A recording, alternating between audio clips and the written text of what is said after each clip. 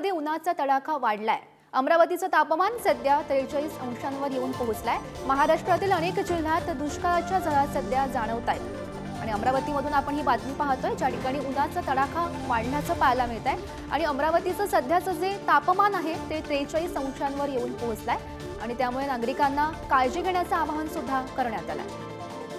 महाराष्ट्रातील अनेक जिल्ह्यात दुष्काळाची झळा जर बघितलं तर उन्हाचा तडाखा चांगला बसलेला आपल्याला पाहायला मिळतो आहे।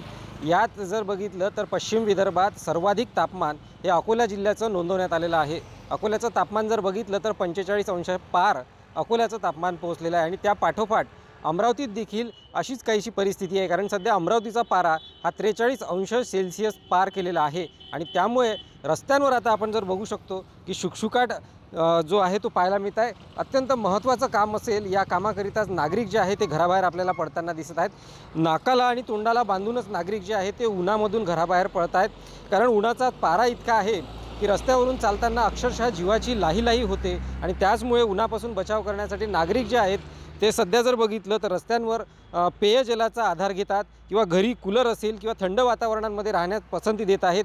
इतकंच नाही, जर बघितलं तर दुपारच्या वेळेला नागरिक जे आहेत ते घराबाहेर सहसा पळत नाही आहेत। शुकशुकाट जो आहे तो रस्त्यांवरती आपल्याला या ठिकाणी पाहायला मिळतो आहे आणि याच पार्श्वभूमीवर पुढील काही दिवस हवामान खात्याने वर्तवलेल्या अंदाजानुसार उन्हाचा तडाखा जो आहे तो असाच कायम राहणार असल्याचं चित्र जे आहे ते हवामान विभागाने वर्तवलेलं आहे।